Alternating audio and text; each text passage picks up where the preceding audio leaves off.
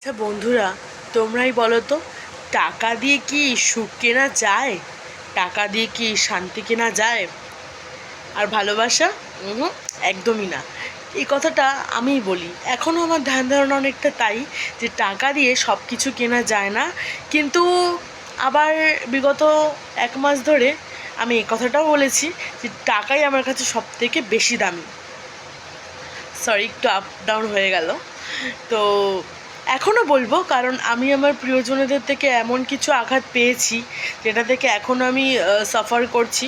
তো আমার কাছে এখনও টাকাটাই সব থেকে বেশি দামি। কিন্তু সেই টাকা দিয়ে আমি কিছু সুখ শান্তি কিনে নিয়ে এসেছি। চলো দেখে নেওয়া যাক এবারে। প্রথমেই আসি এই বইটার কথায়। এটা হচ্ছে আনন্দমেলার 5th অগাস্টের ইস্যু, যেটা নাকি আমি 17 তারিখে বিকালবেলা কিনে নিয়ে এসেছি। 17ই অগাস্টে। এটা আমার কাছে খুব স্পেশাল একটা ইস্যু। যে কাকুটার থেকে আমি মাঝে সাঝে পেপার টেপার কিনি, সকালবেলা উনি আসেন, দেখা হলেই পেপার দিয়ে যান আমাকে।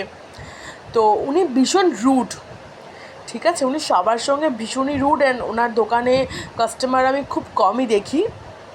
কিন্তু আমি যখন ওনাকে ফোন করলাম 14 তারিখে, না 16 তারিখে, তখন উনি আমাকে বললেন যে হ্যাঁ আছে, তুমি কালকে এসো। আমি তখন বললাম যে হ্যাঁ কাকু, আমি কালকেই আসবো, বাট তুমি কাউকে দিও না বইটা, আমি শিওর শট আসবো। তো উনি যেতেই আমাকে একটু বকে দিলেন যে যখন আসবে তখনই বইটা নিয়ে নিতে হবে, এখন কি আর বইটা নিয়ে নেওয়া যাবে? পাওয়া যাবে কি? কোথাও কোথাও পাওয়া যাচ্ছিল না। আমি সত্যি জানি না উনি হয়তো কতটা কষ্ট করে বা কতটা স্ট্রাগল করে আমার জন্য বইটা এনে দিয়েছেন, বা হয়তো ওনার বাড়িতে ছিল, বা হয়তো সত্যি ওনাকে অনেকটা ট্রাভেলসের মধ্যে দিয়ে যেতে হয়েছে বইটা আনতে গিয়ে। সো কাকুকে আমি কখনও ওভাবে কাকুর সঙ্গে মানে থ্যাংক ইউ বলে হয়ে ওঠা হয়নি ঠিকঠাক করে। তো যাই হোক, আমি কাকু বললাম কাকু সরি, একদম মাথায় ছিল না। হ্যাঁ, বাস্তবিক ঘটনায় এই পেপারটা এতটা আকর্ষণীয়, আমি তার সত্ত্বেও এটা একবার দেখে পুরোপুরি ভুলে গেছিলাম যে আমি এটা কিনতে চাইছি। ইভেন আমি 5 তারিখেই মানে মার্কেটে গেছিলাম, বই কিনতেই গেছিলাম, অনেক বই কিনে নিয়ে এসেছি। বিশ্বজিৎ বাবুর স্পেশাল ইস্যুটা, ওই উত্তম কুমারকে নিয়ে যেটা লেখা, তো সেটা অনেকটা মানে নিয়ে এসেছি। কিন্তু স্টিল আমি এই বইটাই আনতে ভুলে গেছি, ঠিক আছে, কারণ ওই মোমেন্টে আমার দোকানে গিয়ে সেটাকে না ঠিক চোখে পড়েনি। তো সেদিনকে যে দোকান থেকে একটা মানে মাল নিয়ে আসি, কাকুটা অনেক বাকিতেই বই দিয়েছে আমাকে। তো সেই কাকুর থেকেও দোকানে গিয়ে এই বইটা চোখে পড়েনি, পড়লে আমি অবশ্যই 5 তারিখেই বইটা কালেক্ট করে নিয়ে আসতাম।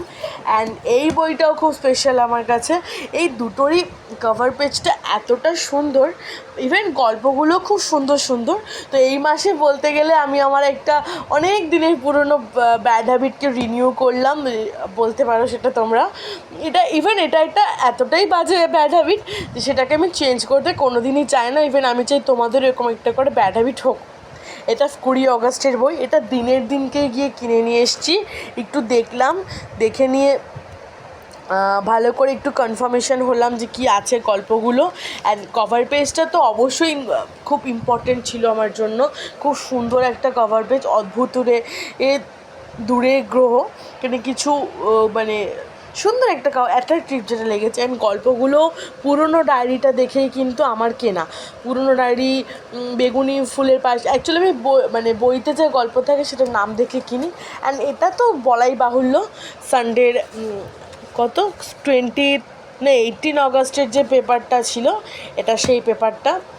এই তিনটেই আমার জন্য, মানে তোমরা যদি বলতে পারো যে খুশি টাকা দিয়ে কেনা যায় নাকি কিছু সাময়িক সময়ের জন্য, তো এটা সেটাই। অ্যান্ড আমি সেটা কিনেও নিয়ে এসেছি।